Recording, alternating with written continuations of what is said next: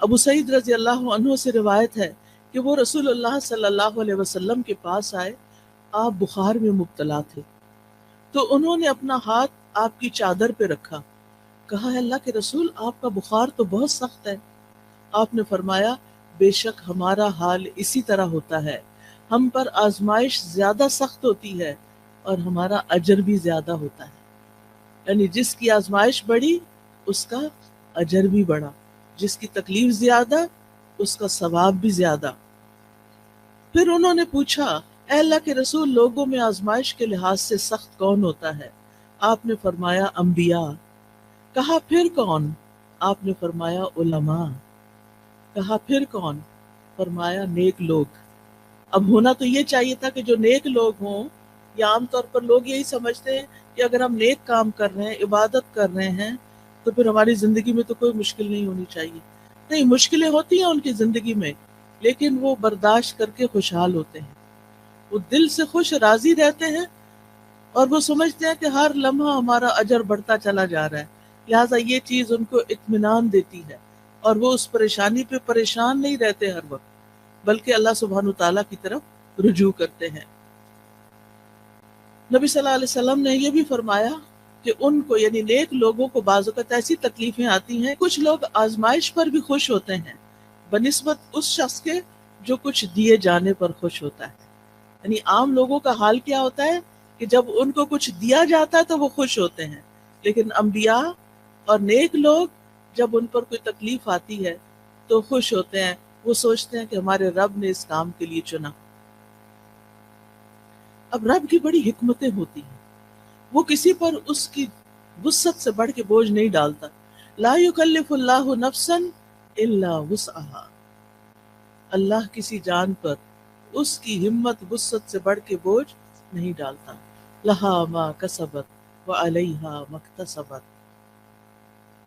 مومن یہی دعا کرتا رہتا ہے ربنا لا تؤاخذنا ان نسینا او اخطانا ربنا ولا تحمل علینا كما حملته على الذين من قبلنا ربنا ولا تحملنا ما لا طاقت لنا به۔ یعنی جب ان کو تکلیف آتی ہے تو وہ سوچتے ہیں کہ اگر یہ تکلیف ہمارے گناہوں کی وجہ سے ہے تو کہ دعائیں کرتے ہیں یا اللہ تو ہمیں پکڑنا، ہمیں نہ پکڑنا، اگر ہم بھول گئے یا ہم نے کوئی غلطی کر لی ہے تو اس پر ہماری پکڑ نہ کر، اللہ ہم پہ وہ بوجھ نہ ڈال جو ہم سے پہلے لوگوں پہ ڈالے گئے، اللہ ہمیں وہ بوجھ نہ اٹھوا جس کے اٹھانے کی ہم میں طاقت نہیں، جس کی ہم ہمت نہیں رکھتے، یا اللہ اس تکلیف کو اتنا نہ بڑھا دینا کہ ہم اسے برداشت نہ کر سکیں۔ لہٰذا وہ اللہ تعالیٰ کی طرف رجوع کرتے رہتے ہیں اور کہتے ہیں وَلَا تُحَمِّلْنَا مَا لَا طَاقَةَ لَنَا بِهِ وَاعْفُ عَنَّا، ہمیں معاف کر دیجئے، وَاغْفِرْ لَنَا، ہمیں بخش دیجئے، وَارْحَمْنَا، ہم پہ رحم فرمائیے، یا حی یا قیوم برحمتک استغیث۔ مومن پہ جب تکلیف آتی ہے، آزمائش آتی ہے، تو وہ اللہ کی رحمت پکارتا ہے، اللہ کی رحمت کے لیے دعائیں کرتا ہے۔ وارحمنا انت مولانا، تو ہی ہمارا والی وارث ہے، تو ہی ہمارا مولا ہے۔ فانصرنا علی القوم الکافرین، ہمیں کافر قوم کے مقابلے میں مدد عطا فرما، ہم تیری مدد کے محتاج ہیں۔ اور اس میں آپ دیکھیے کہ اس قوم میں سب سے پہلے تو ابلیس آتا ہے، شیطان آتا ہے، جو وسوسے ڈال ڈال کے اللہ سے بدگمان کرتا ہے۔ تو یا اللہ ہمیں اس کے مقابلے میں طاقتور کر دے، تو ہماری مدد فرما، ہم پر رحم فرما۔ پھر اسی طرح ہم دیکھتے ہیں کہ نبی صلی اللہ علیہ وسلم ہر طرح کی تکلیفوں سے آزمائے گئے، یتیم پیدا ہوئے، ماں بھی فوت ہو گئی چھوٹی عمر میں، پھر دادا فوت ہو گئے، پھر چچا مددگار تھے عین مصیبت کے سال، وہ بھی فوت ہو گئے، بیوی بڑی غمگسار تھی حضرت خدیجہ، وہ بھی فوت ہو گئی، پھر وطن سے پیار ہوتا ہے، حالات اتنے تنگ ہو گئے، آزمائشیں اتنی بڑی، 3 سال تو ایک گھاٹی میں گزارنے پڑے جہاں کچھ کھانے پینے کو نہیں تھا، اور پھر بالآخر مکہ چھوڑنا پڑا۔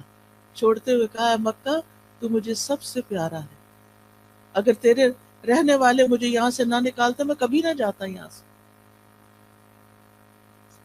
پھر ایک نئی جگہ پر گئے، وہاں جا کر جنگیں مسلط ہوگی، ایک کے بعد ایک سال جنگ آ رہی ہے، جان مال ہر چیز کو خطرہ، خوف، پریشانی، بیماری، کون سی تکلیف تھی جو رسول اللہ صلی اللہ علیہ وسلم پر نہیں آئی؟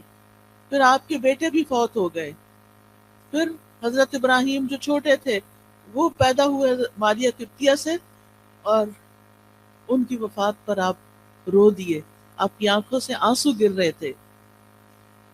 صحابہ بڑے حیران ہوئے کہ آپ بھی روتے ہیں۔ آپ نے فرمایا ان العین تدمع والقلب يحزن ولا نقول الا ما يرضى ربنا وانا بفراقك یا ابراہیم لمحزونون۔ آنکھیں روتی ہیں، دل غمگین ہوتا ہے، اور ہم وہی بات کہتے ہیں جس سے ہمارا رب راضی ہوتا ہے۔ دل میں غم ہے، آنکھوں میں آنسو ہیں، یہ منع نہیں ہے، یہ ہوگا، لیکن زبان سے کوئی ایسی بات نہیں نکالیں گے جو رب کو ناراض کرے۔ اور اے ابراہیم، تیری جدائی سے ہم بڑے غمگین ہیں، یہ تو ہمیں چھوڑ گیا ہے، ہمیں غم ہے۔ سوال یہ پیدا ہوتا ہے کہ یہ تکلیفیں آتی کیوں ہیں؟ کیا مقصد ہے ان کا؟ تو سب سے پہلی بات تو یہ کہ اللہ تعالی ہمارا امتحان لیتے ہیں۔ امتحان میں جو کامیاب ہو جاتا ہے اس کے درجے بلند ہو جاتے ہیں، اور جو فیل ہو جاتا ہے وہ نیچے چلا جاتا ہے۔ تو یہ انسان کو بلند درجے دینے کے لیے آتی ہیں۔ حدیث میں آتا ہے بے شک بندے کے لیے جب اللہ سبحانہ تعالیٰ کے ہاں ایک مقام مرتبہ مقدر ہو چکا ہوتا ہے، یعنی اس کو وہ بلند مقام دینا ہے، لیکن وہ بندہ اپنے اعمال کی بنا پر اس تک نہیں پہنچ سکتا، یعنی عمل اس کے کم ہے، درجہ اللہ کے ہاں بڑا لکھا ہوا ہے کہ اس کو یہاں تک پہنچنا ہے، تو اللہ تعالیٰ اسے اس کے اپنے جسم میں یا مال میں یا اولاد کی آزمائش میں ڈال دیتا ہے، کیونکہ اللہ نے اس کو بلند درجہ دینا ہوتا ہے۔ اب انسان سوچتا ہے کہ اور لوگ تو مزے سے جی رہے ہیں، ان کو تو کوئی تکلیف نہیں، وہ تو آرام سے چل لیتے ہیں، مجھے ہی کیوں تکلیف ہے؟ سب کی اولاد اتنی صحت مند ہے، میرا بچہ کیوں بیمار ہے؟ سب کے شوہر اتنے اچھے سلوک کرتے ہیں، میرا شوہر مجھے کیوں نہیں پوچھتا؟ یہ دراصل آپ کا امتحان ہے۔ آپ اس تکلیف سے گزر رہی ہیں، یہ اللہ سبحانہ وتعالیٰ کے ہاں آپ کے درجے بلند کر رہی ہے اگر آپ صبر کر رہے ہیں۔